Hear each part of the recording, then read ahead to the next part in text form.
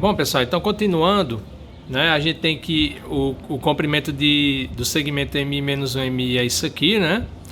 Aí a gente vai fazer uma coisa aqui interessante agora, porque na verdade assim, observem que a princípio o que eu gostaria, até para o que nós vamos fazer a seguir, né, que é tentar associar o valor da área que a gente vai obter desse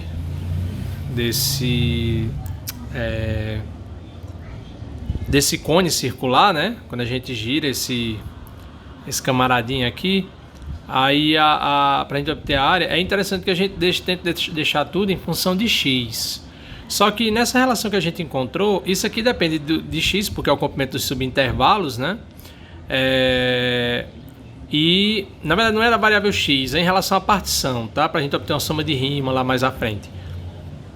Então, observem que aqui depende do subintervalo. Claro, esse aqui também vai, mas não tem uma relação explícita, né? Que é o cosseno de um ângulo, tá? Só que aí tem uma maneira da gente fazer essa associação dessa medida 1 sobre o módulo do cosseno de alfa i com alguma coisa que envolva a nossa função, tá? Que é o seguinte. Primeiro a gente lembra que 1 sobre o cosseno é a secante, né? Então, você escreve isso aqui como sendo 1 sobre o módulo do cosseno de alfa i vezes delta xi. 1 sobre o módulo do cosseno de alfa i é o que? É o módulo da secante de alfa i, tá? Aqui é positivo, certo? De modo que eu estou pegando o valor positivo que esse camarada assume, né? Porque eu estou pegando o módulo. Então, a ideia agora é a gente lembrar que existe uma relação. Como a gente tem uma informação que envolve a nossa função com alguma função trigonométrica, que no caso é a tangente, né? Que a gente relaciona com a derivada, é a derivada da função no ponto CI, a tangente de alfa i. Então, é a gente lembrar que a secante tem uma relação com a tangente, que é essa equação aqui, ó. Para todo número real, a gente tem que a secante ao quadrado, desse número é 1 mais a tangente ao quadrado. Então, a ideia é que justamente a gente vai substituir aqui, ó. Então, como eu tenho que a secante ao quadrado é isso, a secante vai ser mais ou menos a raiz quadrada disso. Mas como eu estou pegando o módulo, vai ficar só a raiz positiva. Então, isso aqui vai dar isso, né? Só que no lugar da tangente, eu vou colocar isso, certo? Então, com isso, a gente consegue expressar a medida desse segmentozinho aqui, né? Tá? Em termos da nossa função, né? Dos pontos lá, em termos da partição, melhor dizendo, tá? Então agora a gente vai ter que a área da superfície gerada pela rotação em torno do eixo X, né? Agora vamos relembrar lá do teorema de Pappus para poder aplicar nessa situação, certo? Como? Que a área da superfície gerada pela rotação em torno do X desse segmento aqui, ó, certo? E claro, essa superfície que a gente vai obter, veja que ela nada mais é do que a superfície lateral de um tronco de cone de geratriz dado por isso aqui, né? Esse camaradinho é a nossa geratriz G lá daquele desenho, certo? E quando a gente gira isso, vai dar um tronco de um cone, uma parte, né? Um tronco, na verdade, de um cone, né? Com isso, a gente vai ter então que essa área dada por quem? É 2π vezes o comprimento, aliás, desculpa, é o comprimento da geratriz, que é esse camarada aqui, né? Vezes a circunferência, vezes o comprimento da circunferência descrita pelo ponto médio, né? Do segmento, do segmento. Ou seja, por isso que a gente pegou aqui o ponto médio para ter a mesma coisa lá da outra situação. A gente tem aqui o nosso quando a gente tiver o nosso trapézio, né? Aí a gente pega a base média e justamente esse camaradinho aqui vai ser o ponto médio da base média do trapézio, tá? Que a gente vai obter, que é justamente o centro de massa nesse caso. Então, no caso aqui, a circunferência, quando a gente fizer a rotação, né? A circunferência descrita por esse raio aqui, ó, é justamente uma circunferência que tem... Esse raio vale quanto? Isso aqui é justamente o valor da função no ponto CI. Então, o comprimento dessa circunferência é o quê? 2π vezes o raio, que é isso, tá? Então, a área desse nosso desse nosso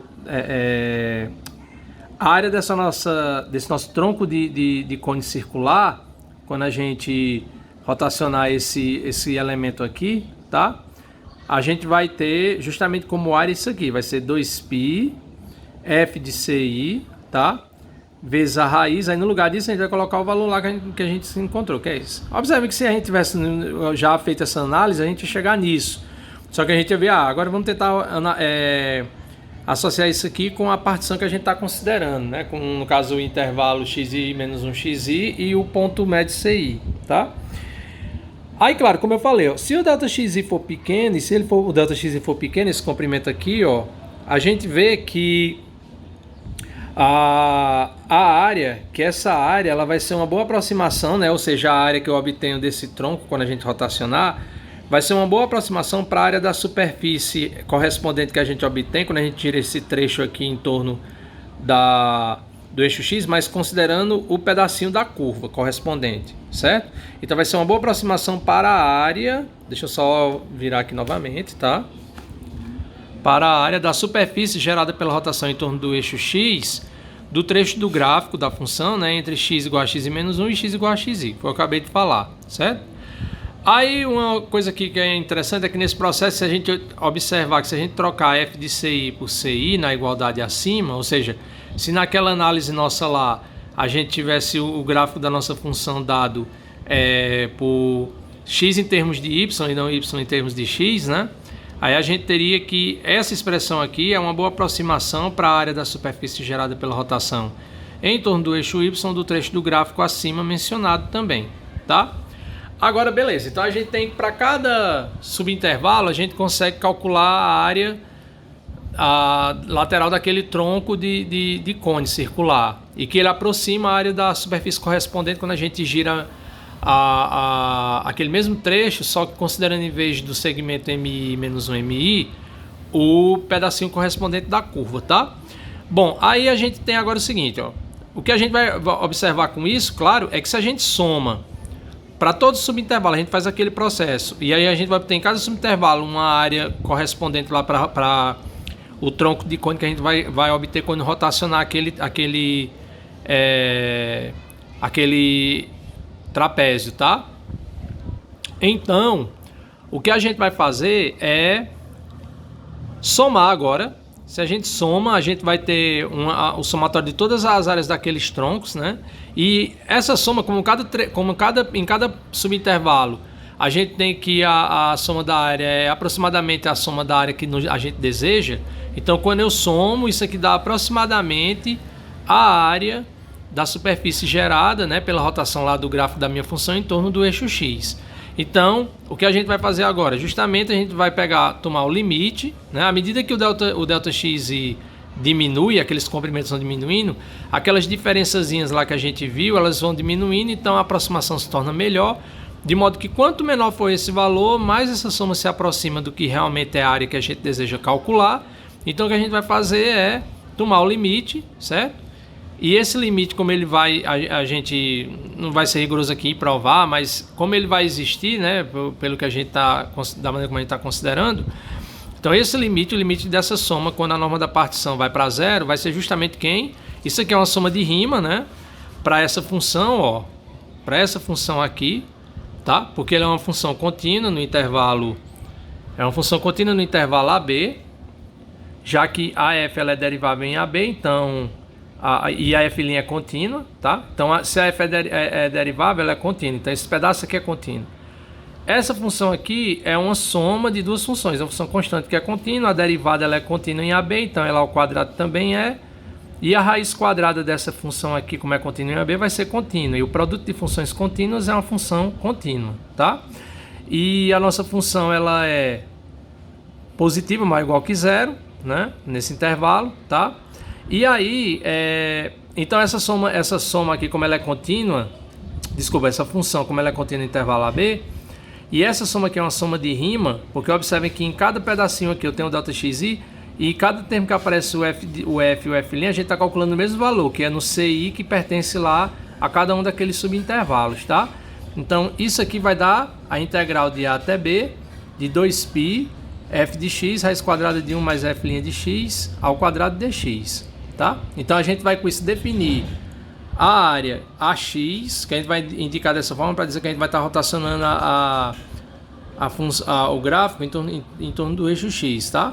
Da superfície obtida pela rotação do gráfico de f em torno do eixo X então vai ser isso aqui, certo? Então, quando a gente tiver que a região acima ela é dada, ela gira, melhor dizendo, em torno do eixo Y, então a gente vai definir a área Y por isso aqui, certo? Então a gente pegava, em vez de a gente pegar aquela curva e girar ela em torno do eixo X, a gente vai girar em torno do eixo Y. Agora que a gente vai gerar uma outra superfície, né?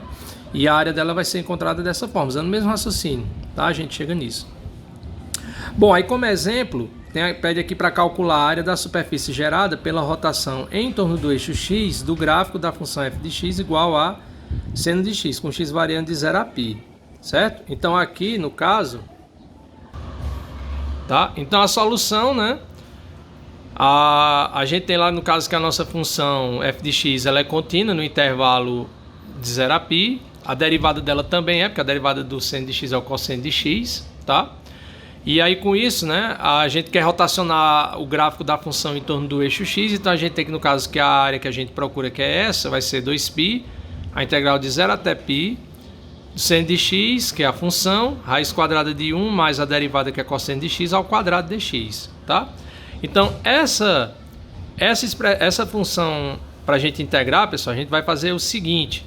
A gente vê que nesse caso, ó, a gente tem um produto de duas funções, tem uma composição aqui, e essa função que aparece aqui, ela tem a ver com a derivada dessa. Mas a gente não vai chamar o como sendo essa função aqui, porque se a gente chamar o disso aqui, a derivada tem a ver com o seno de x.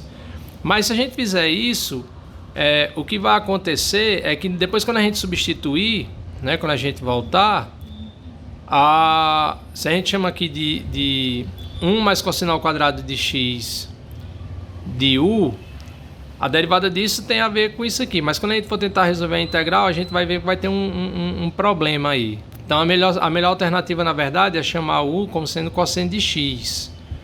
Porque aí vai aparecer, o du vai ser isso. Aí eu já vou mudar aqui, quando x é 0, o vale 1, né? Só a gente substituir aqui, ó. E o x igual a π implica que o u é menos 1. Então a nossa integral vai ficar integral... vai ficar 2π, a nossa área vai dar 2π, integral de 1 até menos 1, da raiz quadrada de 1 mais u ao quadrado e menos du, certo? Então isso aqui, observem que é uma daquelas integrais que a gente estudou, que envolve substituição trigonométrica, tá? Que no caso aqui, como a gente tem 1 mais u ao quadrado, a substituição é fazer u igual a tangente de θ, tá? Aí o processo aqui, vocês já sabem como é que resolve, deixa eu só mostrar, né, aqui os passos. Então a gente vai obter que du é isso, quando u for 1, θ é igual a π sobre 4, quando u for menos 1, θ é menos π sobre 4. E aí a nossa área vai dar isso aqui. Como isso aqui que está dentro da raiz é a secante, né? E no intervalo que a gente considera para fazer essa mudança, ela é positiva, né? Nesse intervalo aqui ela é positiva, então vai ficar secante, que ia ficar o módulo aqui ia ficar a raiz quadrada de secante ao quadrado, que é o módulo, então dá ele mesmo. Então vai dar secante ao cubo.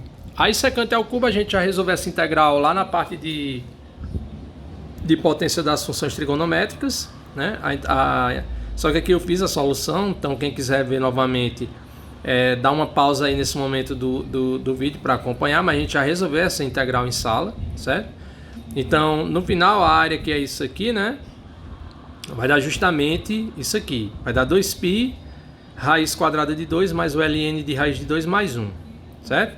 Então é isso, a parte de área de uma superfície de revolução, pessoal, é só isso mesmo, né? A gente deduzir aquela fórmula e aplicar, tá bom?